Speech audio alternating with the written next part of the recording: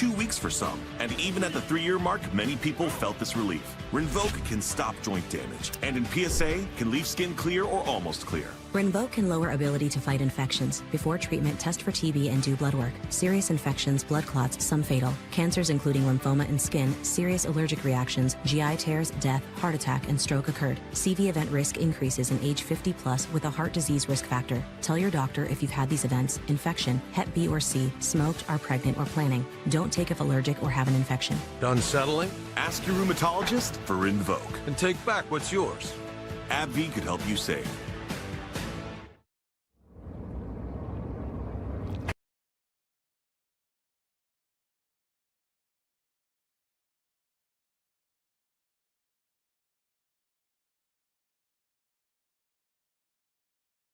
Coming right now here on True TV today. Marty Snyder, Jeff Burton, Steve Letarte joining you in the booth. Happy to have Danielle Trotta and buddy Dave Burns coming from pit road today. And man, there's a lot going on here for the NASCAR Cup Series middle race in the round of 12. A lot to be decided in the next couple of weeks, Steve, as we look at the playoff standings coming into this race after the first race in this round at the New Hampshire Motor Speedway. Big win by Ryan Blaney. He's into the round of 8, but a lot of drivers kind of looking at maybe a must-win scenario here before they get these final 2 races done in this round. Well, without a doubt, all the focus is going to be on number 11, number 12 down there, Reddick and Wallace, the two 2311 drivers. Historically, at least in the past few years, 2311 used to be great here. They've kind of fallen off the last couple of years. What will we see out of those two? But Jeff, there's something about Kansas. We've seen this racetrack in the playoffs for so many years. It looks so straightforward. It's a pretty simply shaped 1.5 miles with a little bit variable banking, but between grip level, contact, we always see challenges for the playoff drivers here. It looks like a normal 1.5 miles, but it doesn't drive like one. It drives like a big short track. It is very low grip. The asphalt's worn out. It's relatively smooth, Steve, but it's just super low grip. So as the tires get older, get hot, the cars drive worse. It's hot here this weekend. That's going to make the cars drive bad also. So this is a big challenge for everybody. Riding on board with Kyle Busch, you mentioned the heat. Jeff, how does that change this racetrack? Does it widen it out? Does it make it slick? Does it make it a challenge for the drivers? How does that affect the racing? Well, this track gets wide already, you know, all by itself. You can see lap 1, you see the 54 car, Ty Gibbs, all the way at the top of the racetrack. You know, that's not something you see in a lot of 1.5 miles. You try to run the shortest way around, but at this racetrack, you are looking for grip. And the hotter it is, the more you're going to have to look for grip. So a track that's already wide, look, lap 1, wow, top of the racetrack. And you'll see guys qualify up there as well. It's a wide racetrack already. Speaking of Ty Gibbs, it was a spicy weekend, Steve, at New Hampshire between Ty Gibbs and his teammate Denny Hamlin. Yeah, issues on the racetrack. The 11 and even the 20, but mostly the 11 stuck behind the 54 for multiple laps. Ty holding.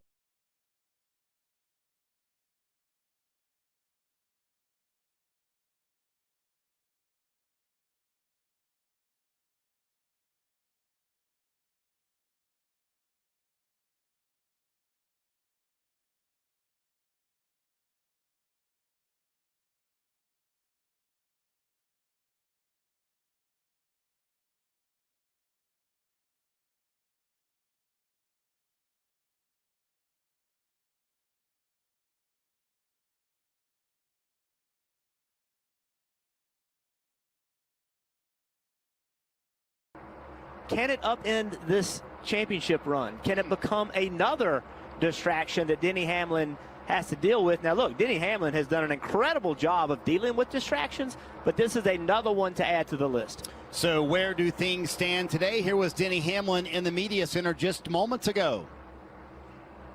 Where do things stand with Ty right now, and what are the expectations for the next 6 races?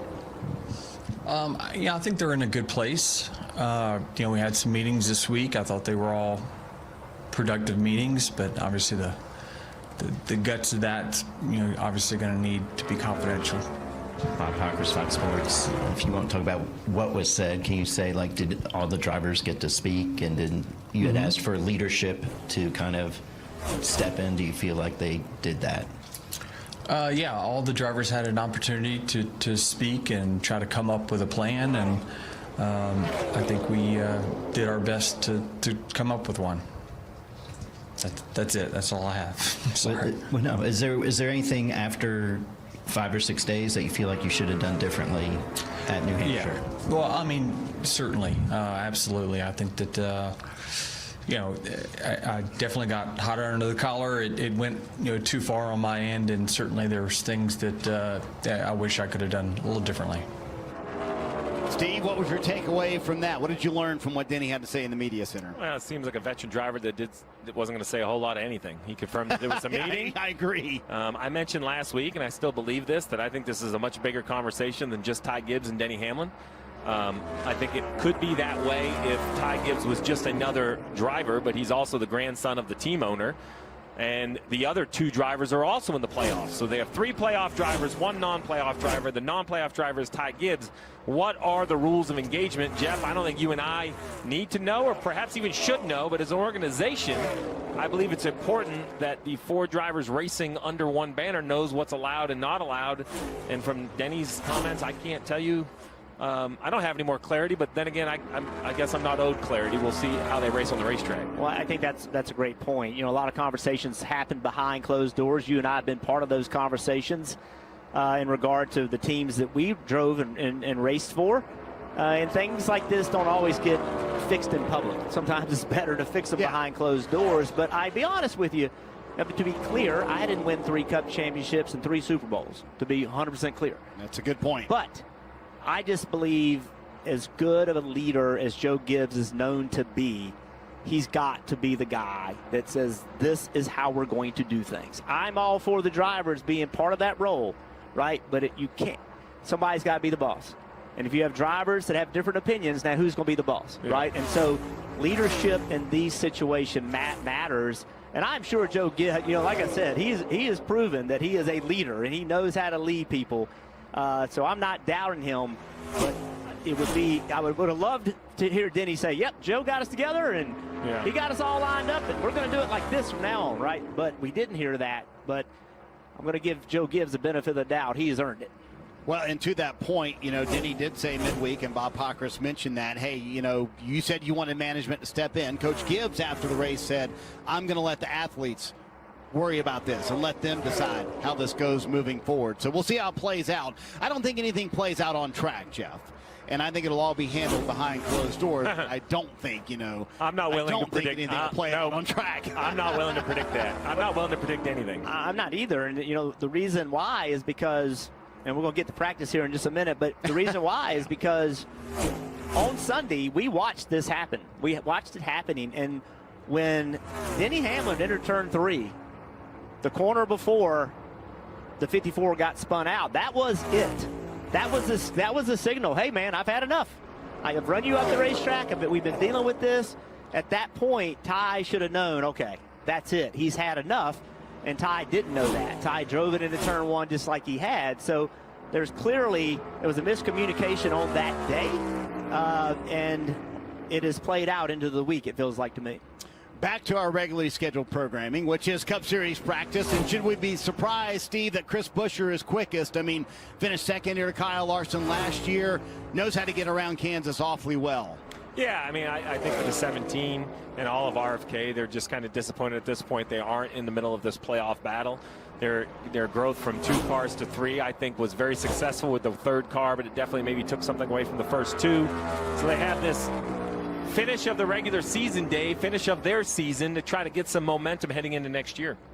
Yep, you guys said it. What a great place to do it. And Buescher quickest on the board right now. A little free on the bottom to start. So he told his team moving up. Steve, you know this. 3 distinct patches, and you can see them with seams in between on this racetrack that you can run, and it gives drivers different feedback. Engineering needs to know where you are, if you can explain that, or if you're straddling those seams. So a lot of data coming back from the drivers now as they go through this practice. Generally, they'd like to run it through to about a 40-lap run here, which would be mostly like a fuel run during the race. But right now, Buescher top of the board. The one thing I'll add, Dave, that's different is there are 3 grooves, Jeff, but I think the top is the easiest, but the preferred, the most straightforward. So I would work really hard to see how my car drives off from the wall, because I think everybody's going to run the wall. It's going to be basically a single file train around the top, and if you think you're going to just get to the right side of somebody, they're not going to allow it. You're going to have to be able to run, maybe not all the way against the bottom, but you're right there. You see just below that black paving seam, if I can get you to run 6 or 8 feet lower on the racetrack and have our car drive well, it's going to leave some options. Yeah, this rate, I agree with you, Steve. You got look at this 43 car. You just talked about it. Eric Jones, 4th fastest. Teammate Nemechek, 3rd fastest. So we've seen these teams. We saw it last week in New Hampshire. They ran bad at New Hampshire, but they ran bad together. And today in practice, they've unloaded with good speed, and they have good speed, you know, into the 9th and 10th, 14th lap. They still have good speed. You know, that's, to me, that's a good sign that this team continues to go in the right direction. Legacy Motorsports, consistency and speed, and there it is right there. You're going to have to make passes like this. You can't just follow a guy into the corner because you can't pass him if you are where he is. You've got to make your car drive well there. It was a full groove lower in 1 and 2, and 3 and 4, just half a car is all I'm looking for. There you go. Just some air to feed that splitter, feed that underwing, and it's gobbling up the air, making downforce. Now, right there is touchy. When you pull back in line, yeah, we have seen some very late spins off turn 4 here in past races, and it's because from up here, they look like they're on the straightaway, but they still have some wheel in it. So if that air disturbs the car, you see some late snaps. You got to gain those little inches while you can, Steve. You know, that's why Eric Jones running solo on the track. But Jeff, when talking to Eric, you know, he said, hey, listen, these 1.5 miles, these intermediate tracks, that's our bread and butter, and we have to take advantage of these races. And they know, Jeff, a place like New Hampshire, short tracks have just not been their thing this year.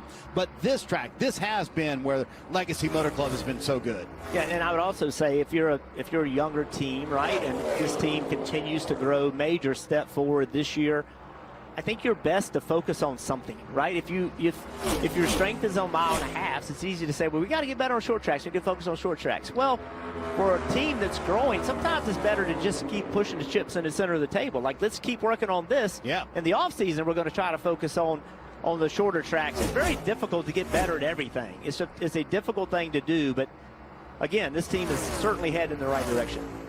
Well, that was a hard hit for John Hunter Nemechek last week, Danielle. Glad to see him back in the car this week and quick as well. And a winner at Kansas got it done in the Truck Series and the Xfinity Series twice. I talked to his crew chief, Travis Mack, this morning. He said, this is our Darlington car. We brought it to Kansas because it was the best car all year, had a lot of speed, and we really feel like we could have a top 10 or better day on Sunday. This right side tire, guys, that we're bringing to Kansas never raced a different construction and a thicker tread gauge. Now, Travis Mack said that's all good, but then teams will just keep pushing the air pressure at Kansas. So you build tougher tires, the teams will just keep going lower on air pressure, pushing that limit. We saw a lot of flat tires at this race in the spring. He thinks that we may see less of that with this new tire going forward, but we'll see, Stevie, how much teams want to push it with that air pressure. Well, it's much like Jeff said, it's just a really big short track, which is crazy to say, but lower air pressure adds grip, adds an aerodynamic advantage as well. That's what the teams are doing. Looks to me like the grip goes away a little bit more, maybe some fall off, which will have us a few more comers and goers in the race. But I like what Travis Mack is doing. And Jeff, I couldn't agree with you more. If you focus on everything, sometimes you don't improve anything. So stick to something that you see gains. Bring in your Darlington car. They quote, you know, the cars are all supposed to be, quote, the same. Yeah, right. But they really aren't. You know, there are parts and pieces that bolt together in an advantageous way, and you see some strengths. Remember, this 42 car back at Darlington ran inside the top 10 all day and ended up finishing 4th. A great run for John Hunter.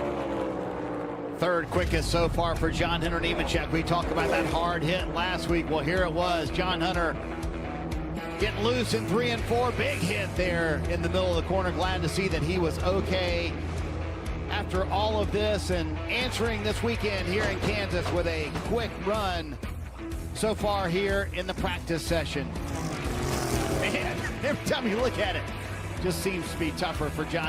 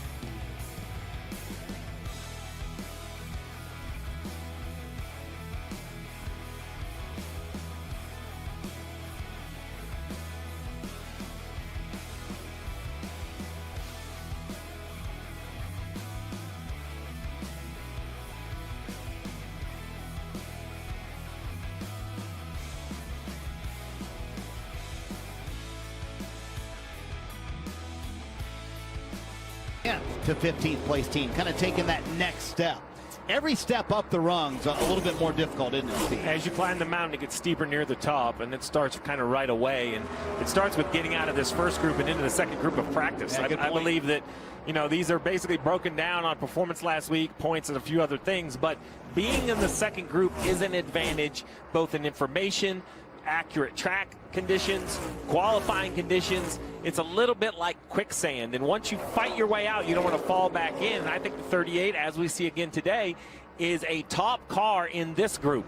Now they need to jump the fence from this group to the next group. I really think that's the next step for Zane Smith. Jeff, I think you've had your eyes on Eric Jones and how quick he is on the long run, but a little wall contact here. Well, we talked about how wide this racetrack's going to get. Well, this is it. You know, Eric Jones right against the wall, made a little bit of contact. Keep on going, a little Darlington stripe.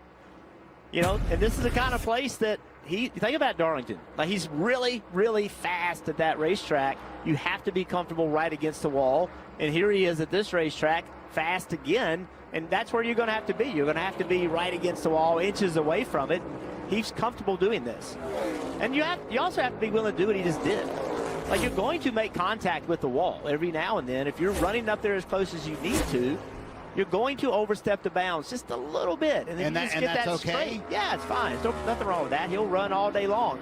Now, you can't hit it harder than that because that will cause damage to the car. But if you look at his lap time, he is rolling. He is absolutely flying. 31.87 that lap. He is, by what I can tell, he and Buescher are the two best cars in a long run in this group. Steve, a little crew chief news this week in the NASCAR world. Randall Burnett is officially leaving Kyle Busch at the end of the year. He will move to Trackhouse Racing, and crew chief, what many believe is a generational talent in Connor Zilisch. Good move for Randall Burnett. Yeah, when you are a crew chief in the Cup Garage, you're only going to get maybe one or two opportunities to make a move. And when you make that move, you love to think that you're getting something special. And I think Connor Zilisch is that. When you look at Randall specifically, right, he's been around 8 years in the Cup Series, 7 of them full times, 250 starts, 6 wins, 3 of those with Kyle Busch. It started off quick between Randall and Kyle. They had a lot of good times and a lot of wins early, but it has really iced over here lately. I know he's putting all he can into trying to get Kyle back in victory lane. That would be his #1 goal, but it's going to be a little bit of a distraction because without a doubt, it got lost in the news with the Ty Gibbs, Denny Hamlin, but Randall going to Connor Zilisch, that's going to be an impressive team next year. And I'll say another reason why it makes a lot of sense is you got to remember who developed Tyler Reddick through the Xfinity Series, first 2 years in Cup. Really, that was Randall Burnett. The other 3 wins that are attributed to his crew chief career come from Tyler Reddick. So that's why it makes a really smart move by Trackhouse Racing to pair him up with Connor Zilisch, Danielle. Yeah, Marty, and Randall told me this morning that he didn't know Connor Zilisch before the announcement, but they have since spent some time together. He's excited for the opportunity. As far as Randall and Kyle parting ways at the end of the year, he said, we'll do so on good terms, and I'm willing to help Richard Childress Racing find the best replacement possible. He said, I know they've talked to a few candidates already. He's not sure if that replacement will come internally or externally, but he stressed not one person is responsible for Kyle not winning the last 2 years. He said it just doesn't work that way in the sport anymore. It is a team sport for sure. And let's think about this from the RCR standpoint, right? They're losing a very talented crew chief. But to your point, Steve, this hasn't worked. Like this lately hasn't worked. And so there are times that they're win-wins, right? Like someone can leave an organization and it's good for the organization that they're going to, and it's good for the crew chief or the driver. And also it makes the other team have to make changes. And I know Richard Childress is putting everything that he has to making this company better. He's willing to make changes, and this kind of forces the hand a little bit, right? All right, we're going to do this. We have to make some changes. And while we're making this change, let's think about this one, right? So you think about a crew chief being part of a package, right? A crew chief operates within a company that provides tools, resources. How do we, as an organization, get the most out of our cars? And that's everybody working together. The crew chief is just one piece of that puzzle. The driver's one piece of that puzzle. How do we rebuild this puzzle to make it so we can run better than we've been running lately? And they've got a talented bench at RCR, too. Keith Rodden is there, and can be a crew chief at any moment. You've got a couple of other possibilities there. Jeff Curtis, the engineer, your engineer for a long time, Jeff. He could possibly step into that role as well. So you never know. They could come internally with that candidate as well. AJ Allmendinger, see, they continue to make Saturdays better for this team. You see that 15-lap average. He's on the top of the board. Yeah, he's had. I believe that Colleague is one of the most improved Cup teams this year. I think that they lost their way a little bit for a few years, and now I think they're back. I thought, the 16 sat on the pole at Bristol a few weeks ago. I didn't see that coming. And here he is, not great on the fast lap, but the overall average, your 15-lap average, he's up there. 10-lap, he's up there. Dave, it seems like the 16 car pretty decent. But, Steve, what do you want your driver to do if he's really not happy with the balance? You bring it in so you can work on it. So going free in 1 and 2, he started losing rear security in and off about 10 laps in to this run. So he's really not as happy as he was earlier. So whatever change they made or wherever the car is going is not the right direction. Let's do something here with 6 minutes plus left in the practice session. Well, Dave, if you go back to the last mile and a half, what did A.J. Allmendinger finish? He wound up finishing 4th in that race. So I think they kind of have this mile and a half package down, but clearly a little bit of work to do. Todd Gilliland, 6th quickest on fast lap, Jeff. Yeah, Todd Gilliland, teammate of Zane Smith. So both of those cars, pretty good speed unloading off the trailer. They have to feel good about that. Noah Gregson, also a teammate. He's 10th fastest in this group. Saw Todd this morning in the garage, hit him up for some Dean's dip. I'm expecting that delivery Monday. Did that come with some Grillo pickles as well, Jeff? Yeah, that sounds like a good night. Oh, listen, if you're having a party, he has the best sponsors. There's no doubt. Get him and Ross Chastain, get a little Busch Light, and you'd have everything you need. The only thing I'm looking for out of this 34 car is that Todd Gilliland rejoined a former crew chief, Chris Lawson, when they've raced together in other series. Chris has only been a crew chief in the Cup Series now for 67 races, and I feel like they believe in one another, and the communication's very good, but they are just a step off from Zane Smith in the 38 consistently week in and week out. I haven't been able to really pinpoint why that is, but if I was going to give them kind of the North Star for next year, it is, hey, you have to obviously improve within the garage, but I also feel there's a little bit of gap to their teammate. And I think Todd is a good talent. I think he can drive much like Zane can, so I'd love to see the 38 and the 34 be a little bit close. I put Noah Gregson in there as well, right? I think the 3 drivers are very young, great future across the whole campus. I'd just like to see them all be a little more consistent.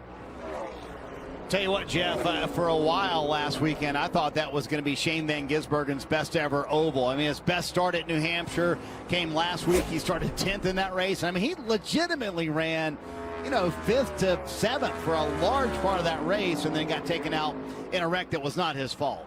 Yeah, really good speed. Good showing for them. Here it is on a restart. We talked about restarts being so aggressive. Brad Keselowski on the bottom actually hits the inside wall trying to run the apron. And watch this right here. This is